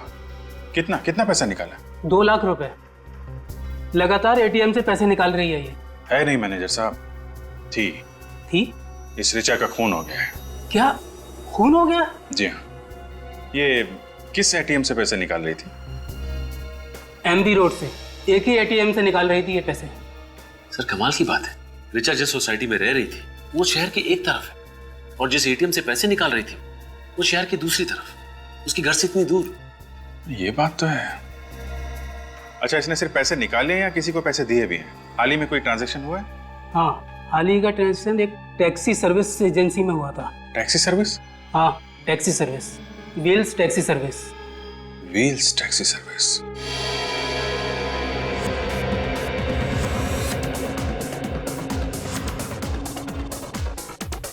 रेडी, देखो जरा कोई मिलता है। एक्सक्यूज मी सर, आप लोग अंदर नहीं जा सकते। क्यों नहीं जा सकते? क्योंकि सर हमारे डिस्को में सिर्फ कपल्स आ सकते हैं, सिंगल लोग नहीं। अच्छा, तो उस लड़की को क्यों जाने दिया? क्योंकि सर सिंगल लड़कियां जा सकती हैं लेकिन सिंगल लड़के नहीं। अरे वाह, हम मर्दों के साथ ऐसा भेदभाव क्यों? क्योंकि सर सिंगल लड़कियां अंदर जाके हल्ला गुल्ला नहीं करती हैं, कोई झगड़ा वगैरह नहीं करती हैं, पर आप जैसे सिंगल लोग तो। हम लोग क्या हल्ला गुल्ला या झगड़ा करने वाले लगते हैं? नहीं सर, ऐसी तो कोई बात नहीं है, पर ऐसे ही हम किसी के लिए अपने रूल्स नहीं तोड़ सकते। सीआईडी के लिए भी नहीं? सीआईडी? हाँ, CID. I am very sorry sir, पर अगर आप पहले बता देते तो। खैर, मैं नवनीत, यहाँ का मैनेजर। वैसे आप लोग किस लिए आए हैं? अनुष्का और ऋचा के बारे में पूछताछ करने के लिए। अनुष्का और ऋचा? जी हाँ, शायद वो दोनों आपके स्पेशल गेस्ट हैं। जी बिल्कुल, वो दोनों अक्सर हमारे यहाँ पार्टी करने के लिए आती रहती हैं, पर आज तो वो दोनों यहाँ नहीं आई हैं। आगे कभी आएंगी भी नहीं। क्यों सर, उन दोनों ने कुछ गलत किया है? नहीं देखो नवनीत, ये बात नहीं है। तुम सिर्फ इतना बताओ कि ये दोनों क्या अकेली ही यहाँ पर आती थी या कोई साथ में भी होता था उनके साथ? सर जहाँ तक मुझे याद है, अनुष्का तो अपने बॉयफ्रेंड राहुल के साथ आती है, पर ऋचा तो हमेशा अकेली आती है। क्या ये एक दूसरे को जानती थी? कभी एक दूसरे से बातें करती थी? सर मैंने तो उन दोनों को कभी आपस में बातचीत करते हुए नहीं देखा। आखिरी बार कब आई? आखिरी बार यही कोई 2 हफ्ते पहले। हमारे यहाँ एक स्पेशल पार्टी थी। Special party? जी सर, दरअसल वो दोनों लड़कियां हमारे स्पेशल गेस्ट की लिस्ट में हैं, इसलिए हमारे यहाँ जब भी कोई खास पार्टी होती है तो हम हमारे स्पेशल गेस्ट को इस तरह के स्पेशल इनविटेशन पास। स्पेशल पार्टी के लिए स्पेशल इनविटेशन स्पेशल गेस्ट के लिए? तो उन स्पेशल गेस्ट की लिस्ट भी होगी तुम्हारे पास? हाँ सर है, मगर वो तो रॉबी के पास है। कौन है ये रॉबी? बुलाओ उसे। सर रॉबी तो अभी तक आया नहीं है। तो फिर वो जहाँ पर भी है फोन करो उसे, उससे कहो कि सारा काम छोड़कर अभी इसी वक्त यहाँ आ जाए। जी जी सर। और उसे ये मत बताना कि हम लोग यहाँ पर आए। अरे भाई, टैक्सी आपकी बिल्डिंग तक आ जाएगी। अरे पहुंच जाएगी, टाइम पे पहुंचेगी, मैं कह रहा हूँ ना। टाइम पे पहुंच जाएगी, फिक्र मत। हाँ, एक कहिए सर, कहाँ के लिए चाहिए आपको टैक्सी? नहीं, टैक्सी नहीं चाहिए हमें। ये बताइए कि हाल ही में आपके यहाँ से ऋचा एम नाम की लड़की ने टैक्सी बुक की थी क्या? एक मिनट सर। हाँ सर, ऋचा एम नाम की लड़की ने 2 दिन पहले हमारे यहाँ से टैक्सी बुक की थी। उसने एमपी रोड से तिलक मार्केट रोड तक बुक की थी सर, पूरे 7 किलोमीटर तक गई थी। कौन सा ड्राइवर लेके गया था सर? तालगुन। तालगुन? आसपास है तो बुलाइए जरा। एक मिनट सर। बिट्टू, तालगुन है आसपास? है? जरा केबिन में भेजना जल्दी। सर अभी आ रहा हूं। सर तालगुन। जी साहब, आपने बुलाया? तालगुन ये बताओ, 2 दिन पहले यानी 25 तारीख को ऋचा नाम की एक लड़की को तिलक मार्केट ले गए थे एमबी रोड से? ऋचा तिलक मार्केट? जी हाँ साहब। तो रास्ते में वो किसी से मिली थी क्या, या फिर गाड़ी के अंदर किसी से फोन पे बात कर रही हो कुछ? नहीं साहब, फोन पर बात करते हुए मैंने नहीं सुना साहब। रास्ते भर चुपचाप बैठी थी और ना ही किसी मिली थी। अच्छा, कुछ घबराई हुई थी क्या? घबराई हुई तो नहीं लग रही थी साहब, लेकिन हाँ साहब, तिलक मार्केट जैसे हम पहुंचे किसी को ढूंढने लगी थी। ढूंढने लगी थी? अच्छा ठीक, तुम जा सकते हो। जी सर। सर पैसे तो उसने तिलक मार्केट में किसी को दे दिए होंगे। मुझे लग रहा है सचिन, जिससे वो मार्केट में मिली थी वही उसका खूनी है। और कितनी देर लगेगी रॉबी को आने में? कभी भी आ सकता है सर, पर वैसे आपने बताया नहीं कि बात क्या है। बात बहुत सीरियस है नवनीत। ऋचा और अनुष्का दोनों के खून हो गए हैं। खून? व्हाट? खून? अरे रॉबी तुम आ गए? सर आप? ये लोग सीआईडी से? सीआईडी?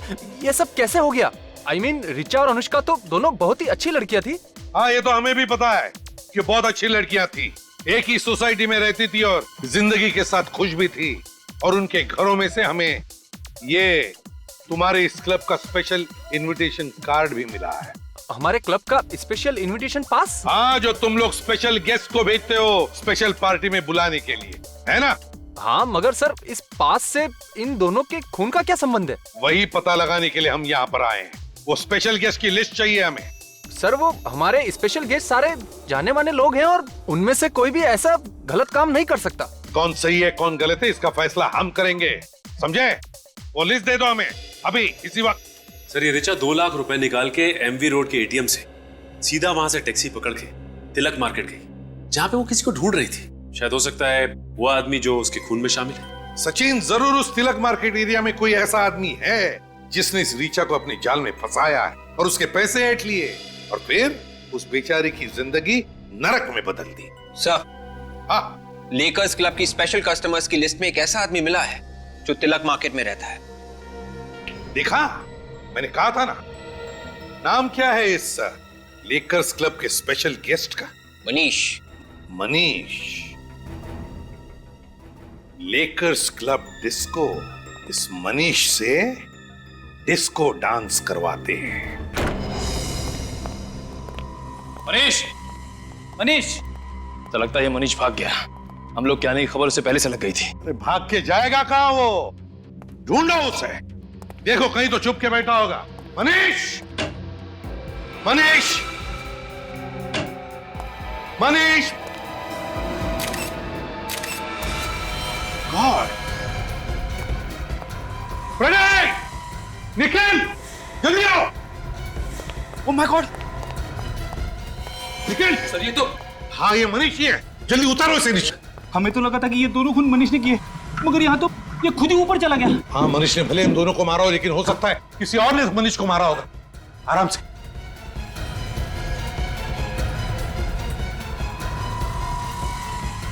संभल के, संभल के रखो।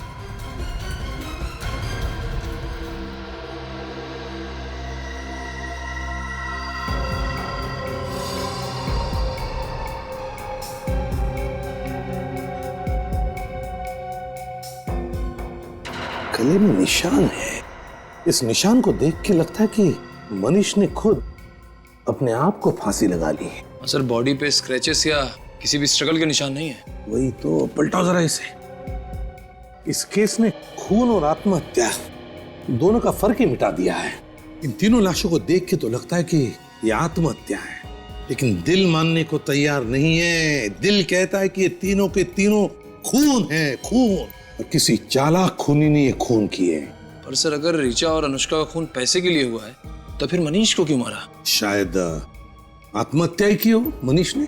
हाँ सर, कई बार लोग जुर्म के बोझ तले दब जाते और प्रायश्चित करने के लिए आत्महत्या कर लेते हैं सर। हाँ फ्रेडी, होता है ऐसे कभी कभी जिंदगी में। काम करो, घर को अच्छी तरह से तलाशो, अच्छी तरह से।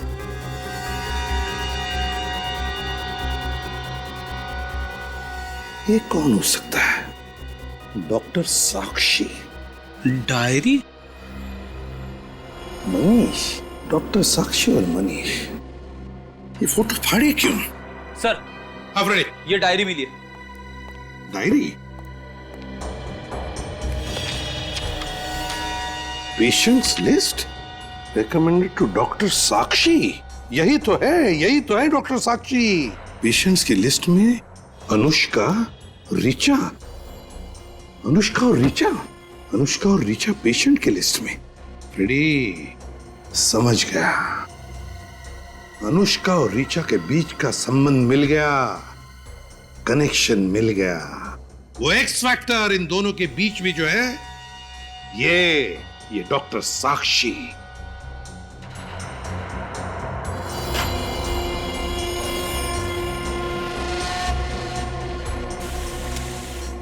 लेकिन एक बात समझ में नहीं आ रही है, इस डॉक्टर साक्षी के पेशेंट की लिस्ट इस मनीष के घर में कैसे और क्यों? और ये साक्षी है कौन? सर, हाँ सर 1 लाख रुपए मिले सूटकेस में। 1 लाख रुपए? हाँ सर, सर शायद वही पैसे हैं जो ऋचा ने आरबीडी बैंक से निकाले थे। हाँ निखिल, यही पैसे लेकर वो तिलक मार्केट आ गई। इस मनीष को पैसे देने के लिए मगर अभिजीत सर ने कहा था कि ऋचा ने बैंक में से 2 लाख रुपए निकाले थे। ये तो 1 लाख ही है। समझ गए फ्रेडी, समझ गए हम। 2 लाख में से आधे पैसे, ये 1 लाख रुपए मनीष ने अपने लिए रखे और ये बचा हुआ आधा हिस्सा वो इस डॉक्टर साक्षी को देने वाला था। इस डॉक्टर साक्षी की पूरी कुंडली निकालो। जी कहिए। हम लोग सीआईडी से। सीआईडी यहाँ? जी हाँ, हमें आपसे कुछ पूछताछ करनी है। श्योर। अच्छा, आप ये बता सकते हैं कि इस शहर में डॉक्टर साक्षी नाम के कितनी डॉक्टर्स हैं और उनके क्लिनिक कहाँ कहाँ? Just 1 minute. I am sorry officer, लेकिन डॉक्टर साक्षी नाम की कोई भी डॉक्टर इस शहर में नहीं है। हाँ, डॉक्टर शिवानी है। देखिए, हम डॉक्टर शिवानी को नहीं, डॉक्टर साक्षी को ही ढूंढ रहे हैं। अच्छा, इस फोटो को ध्यान से देखिए। ये है डॉक्टर साक्षी। ये डॉक्टर साक्षी नहीं, डॉक्टर रोशनी है। क्या ये डॉक्टर रोशनी है? जी हाँ, इन्हें कैसे भूल सकता हूँ। इसका लाइसेंस कैंसिल कर दिया गया था। लाइसेंस कैंसिल कर दिया था? क्यों? क्योंकि ये बिना अथॉरिटी के पेशेंट्स के ऊपर क्लिनिकल हिप्नोसिस आजमा रही। Clinical hypnosis? जी। डॉक्टर साक्षी का एड्रेस होगा ना आपके पास? हेलो। हाँ भेज दो, जल्दी भेजो। बड़े भैया आइए। Doctor, thank you so much, आपने इतने कम वक्त में हमें बुला लिया। Thank you so much. देखिए, आपकी जो भी प्रॉब्लम्स हैं जल्दी बताइए, मेरे पास वक्त नहीं है। देखिए, प्रॉब्लम मुझे नहीं है, प्रॉब्लम इन्हें है। इन्हें? जी हाँ, ये मेरे बड़े भैया है। बड़े भैया? जी हाँ, बड़े भैया। आप खुद ही बता दीजिए ना। वो ऐसा है कि छोटे भैया हैं तो इनके सामने तो कुछ बोल नहीं सकते। भैया आप टेंशन मत लो, मैं समझ गया, मैं बाहर जा रहा हूँ। लेकिन भैया आप डॉक्टर साक्षी को सब कुछ बता देना। Thank you doctor. बता दूंगा। आइए बैठिए।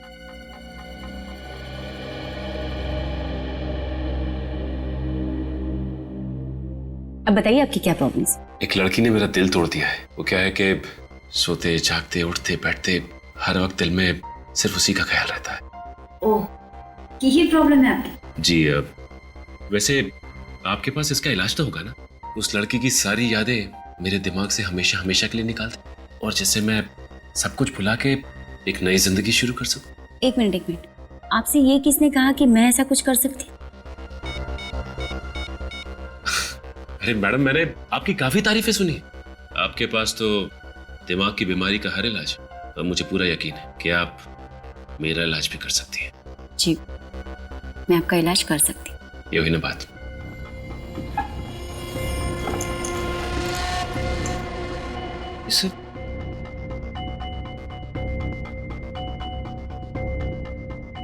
नौटंकी का सामान?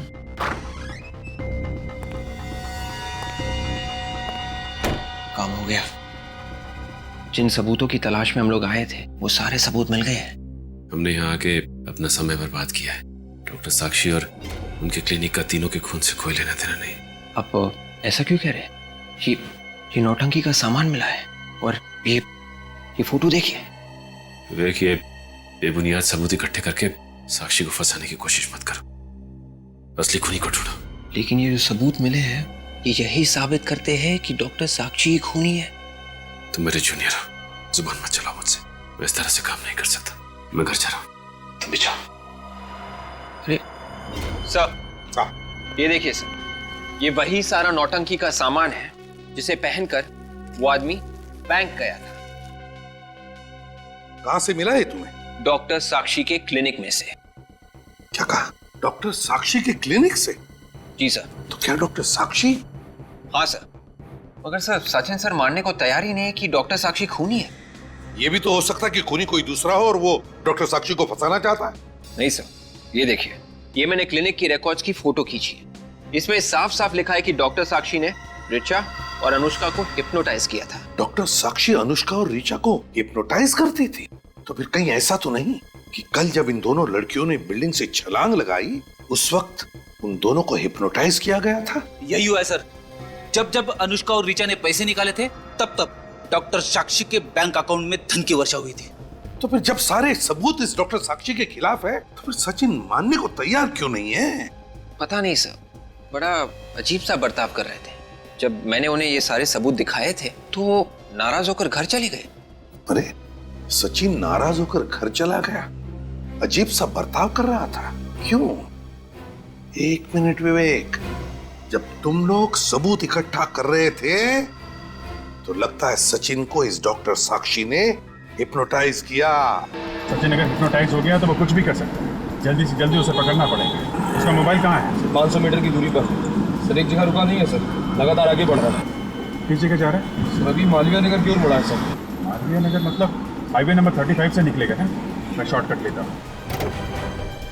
क्या बदतमीजी है ये? सचिन कहाँ है? कहाँ छुपा रखा उसे?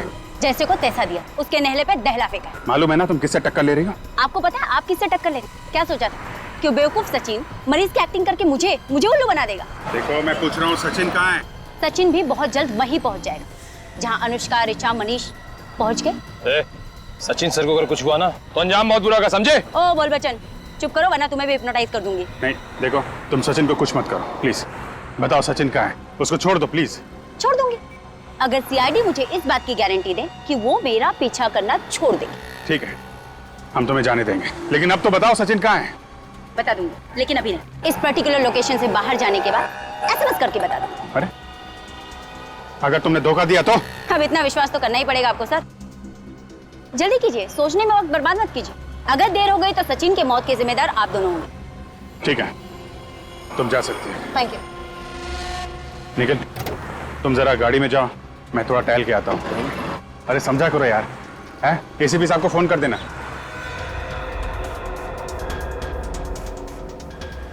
सर हमने साक्षी को छोड़ के बहुत बड़ी गलती की है सर। नहीं फ्रेंडी, इस वक्त सचिन की जान को खतरा है, उसे बचाना सबसे जरूरी है, समझे? मगर समझ में नहीं आ रहा है ये सचिन गया कहाँ होगा।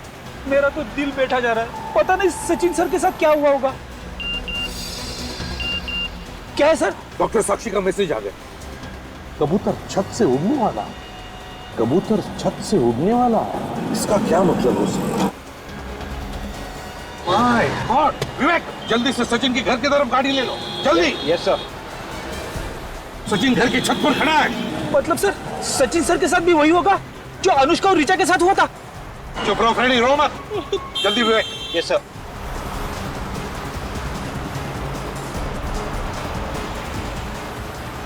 वो देखो सचिन।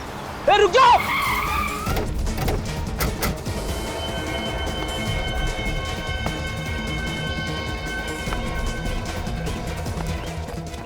रुक जाओ, रुक जाओ।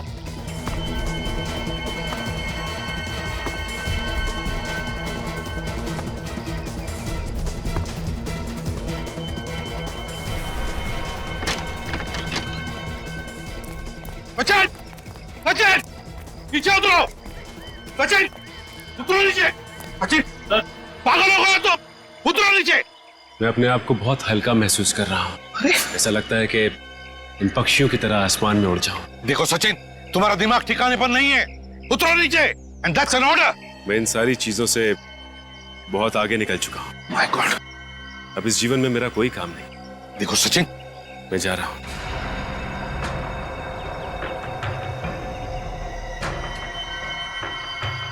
विवेक,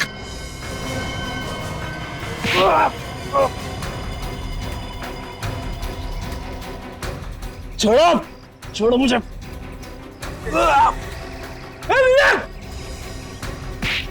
छोड़ो, मैं कहता हूँ छोड़ो मुझे।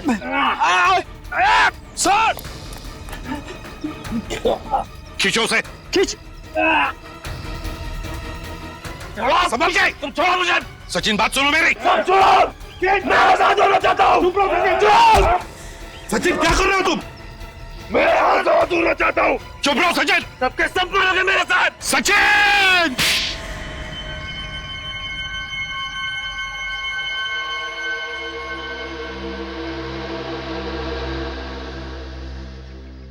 सर आप यहाँ पे? अब ये मत पूछना कि तुम कहाँ हो। तुम अपने घर के छत पर हो, समझे? घर के छत पे कैसे? डॉक्टर साक्षी की वजह से। डॉक्टर साक्षी ने तुम्हें हिप्नोटाइज किया सचिन, हिप्नोटाइज। साक्षी? और तुम इस बिल्डिंग से छलांग लगाने वाले थे। बिल्डिंग से? सर, इस डॉक्टर साक्षी को जल्दी से जल्दी जेल में नहीं भेजा गया तो वो और भी मासूम लोगों की जान को खतरे में डाल सकती है सर। हाँ फ्रेडी, इस डॉक्टर साक्षी का इंतजाम तो मैंने कर ही दिया है।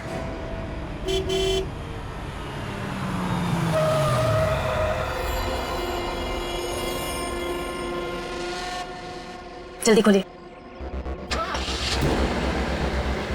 जितनी जल्दी इन सीआईडी वालों से दूर चली जाओ, जान छूटे।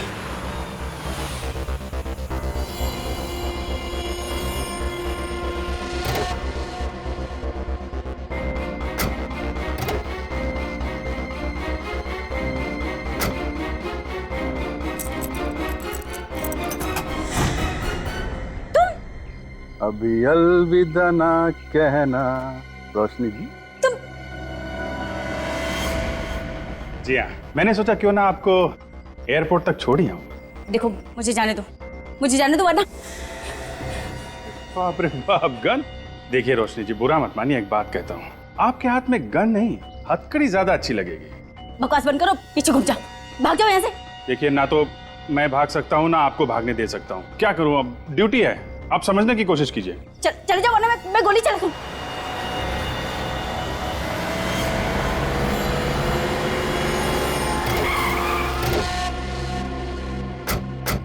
एक और खून करने निकली थी। खून? किसका खून? किसका खून?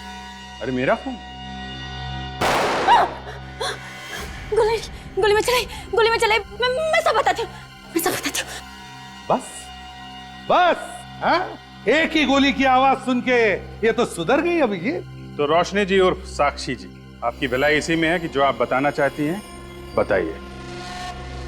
Please continue. 7 साल कड़ी मेहनत करके डॉक्टर बनी थी मैं, और उन लोगों ने मुझसे मेरा लाइसेंस छीन लिया, मेरी डिग्री छीन ली। तो क्या गलत किया उन्होंने? हाँ? अपने मरीजों का इलाज करने के लिए तुमने हिप्नोटिज्म का इस्तेमाल किया, मगर क्या हिप्नोटिज्म में काबिल होने के लिए तुमने उसकी पढ़ाई की थी, उसमें डिग्री पाई? नहीं। हाँ, डिग्री नहीं थी मेरे पास, तो क्या? मैंने चार सबूत दिए कि मैं हिप्नोटाइज करके क्या क्या कर सकती हूँ। अनुष्का, ऋचा, मनीष, सचिन, इनके साथ जो किया, क्या मेरी काबिलियत साबित करने के लिए काफी नहीं था? हिप्नोटिज्म में अपनी काबिलियत साबित करने के लिए तुमने 3 खून किए हैं। 3 खून। बहुत बड़ा गुनाह किया है तुमने, और इसके लिए सिर्फ एक ही सजा है, फांसी। सीआईडी के और भी मजेदार और सस्पेंस से जुड़े एपिसोड्स को देखने के लिए हमारे चैनल को सब्सक्राइब करें और बेल आइकॉन दबाना ना भूलें।